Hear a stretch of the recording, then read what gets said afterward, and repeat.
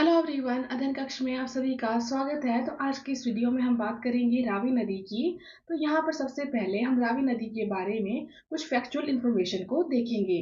तो जो रावी नदी है इसका वैदिक नाम पुरुषनी है और इसका जो संस्कृत नेम है वो इरावती है। और यदि हम इसके ग्रीक नेम की बात करें तो इसका ग्रीक नेम हाइड्रेटस है। और यदि हम इसकी टोटल लेंथ की बात करें तो इसकी टोटल लंबाई 720 किलोमीटर है और इसका जो टोटल कैचमेंट एरिया है वो 14,442 स्क्वायर किलोमीटर है। और यदि हम हिमाचल प्रदेश में इसकी टोटल लंबाई की बात करें तो ये हिमाचल प्रदेश में 158 किलोमीटर तक बहती है। और हिमाचल में इसका जो कैचमेंट एरिया है वो आपका 5,451 स्क्वायर किलोमीटर है।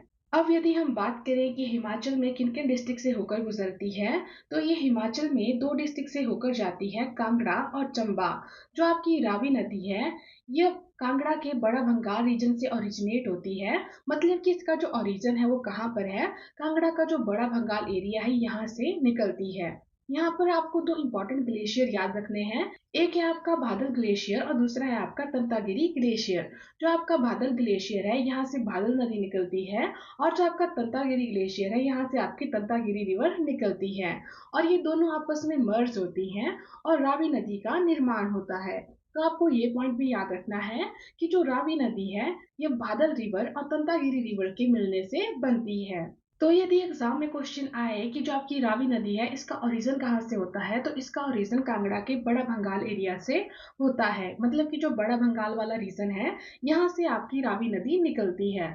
और यदि पूछा जाए कि इसका निर्माण किन किन नदियों के मिलने से होता है तो इसका निर्माण बादल रिवर और तंतागिरी नदी के मिलने से होता है।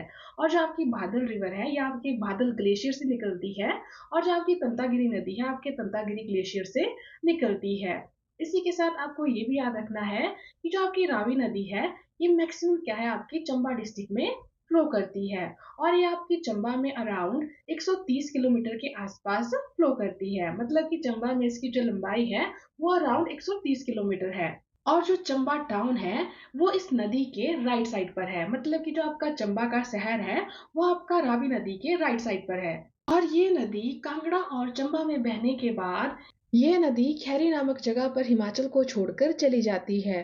तो आपको याद रखना है कि जो रावी नदी है ये हिमाचल को किस स्थान पर छोड़ती है, खैरी नामक जगह पर ये हिमाचल को छोड़कर चली जाती है। इसी के साथ आपको याद रखना है कि जो रावी नदी है ये पाकिस्तान में जाकर चिनाब के साथ मिल जाती है, मर्ज हो जाती है। अब यदि हम इसकी कुछ ट्रिब्यूटरीज की बात करें तो जो बूधिल रिवर है, चनेड़ है, साहो है, बलजेड़ी है, सियूल है, बैरा है, ये सभी इसकी ट्रिब्यूटरीज है। यहाँ पर जो आपकी बूधिल रिवर है, टुंडाहन है, बलजेड़ी है, साहो, सियूल, ये इसकी कुछ राइट बैंक ट्रिब्यूटरीज हैं।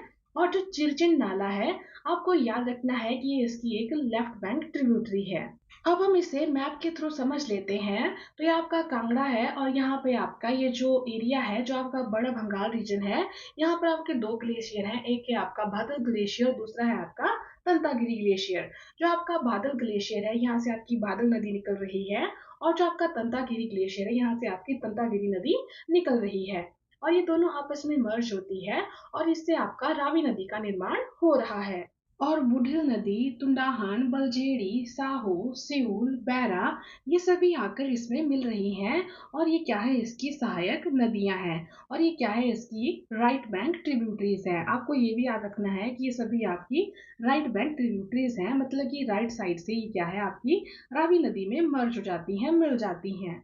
अब यहाँ पर यदि हम इनकी ट्रिब्यूटरीज की बात करें तो सबसे पहले हम बात कर लेते हैं बुढ़िल रिवर की। तो जो आपकी कुगती खड्ड है और मणिमहेश खड्ड है ये हडसन नामक जगह पर मिलती है। और क्या है, बुढ़िल रिवर यानी कि जो बुढ़िल रिवर है इसका निर्माण करती है और जो कि आगे आपकी रावी नदी में मर्ज हो जाती है, मिल जाती है। तो आपको ये भी याद रखना है कि जो कुगती खड्ड है वो भी क्या है, आपकी रावी नदी की ट्रिब्यूटरी है। इसी के साथ रावी नदी के बारे में एक और इम्पोर्टेंट पॉइंट है कि यह पीर पंचाल को धौलाधार रेंज से अलग करती है, सेपरेट करती है। तो यदि एग्जाम में क्वेश्चन आए कि वो कौन सी नदी है जो कि पीर पंचाल को धौलाधार रेंज से अलग करती है तो वो है आपकी रावी नदी। बुढ़िल नदी के साथ साथ इसकी जो एक और इम्पोर्टेंट ट्रिब्यूटरी है वो है आपकी बैराखड्ड। जो आपकी बैराखड्ड है ये छतरी गांव में सियूल में मिल जाती है। तो मतलब कि जो आपकी बैरा नदी है, बैराखड्ड है, यह आपकी सियूल नदी की सहायक खड्ड है, सहायक नदी है। और जो सियूल नदी है ये बाद में किसके साथ मिल जाती है, ये बाद में आपकी रावी नदी में मिल जाती है। अब हमने रावी नदी और इसकी मेन ट्रिब्यूटरीज पर बात कर ली है, तो अब हम बात कर लेते हैं इसके किनारे स्थित कुछ इंपॉर्टेंट सेटलमेंट्स की। तो जो भरमौर है, चंबा टाउन है, माधोपुर है, ये सभी आपके रावी नदी के किनारे स्थित है। और आपको याद रखना है कि जो चमेरा हाइड्रो पावर प्रोजेक्ट है वो भी आपका रावी नदी पर बना हुआ है। अब इसी के साथ जितनी भी इंपॉर्टेंट इन्फॉर्मेशन आपकी रावी नदी के बारे में थी, उन सभी के बारे में हमने जान लिया है। तो अब हम इसे क्विकली रिवाइज कर लेते हैं। तो जो रावी नदी है इसका ओरिजिन कांगड़ा से होता है, कांगड़ा के बड़ा भंगाल रीजन से होता है। इसका जो वैदिक नेम है वो पुरुषिणी है और संस्कृत नेम इरावती है।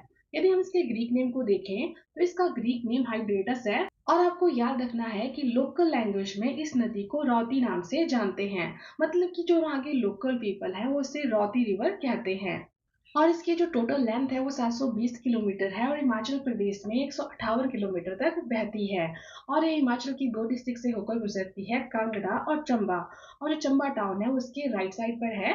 और आपको याद रखना है कि जो भरमौर टाउन है वो भी आपका इसी नदी के किनारे स्थित है। और जो बुढ़िल रिवर है, तुंडाहन है, बलजेड़ी है, साहो है, सियूल है, ये सभी इसकी कुछ इंपॉर्टेंट ट्रिब्यूटरीज है। और आपको याद रखना है कि जो बैरा सियूल है ये रावी नदी की सबसे बड़ी ट्रिब्यूटरी है। और आपको याद रखना है कि यह हिमाचल प्रदेश को खैरी नामक जगह पर छोड़कर चली जाती है।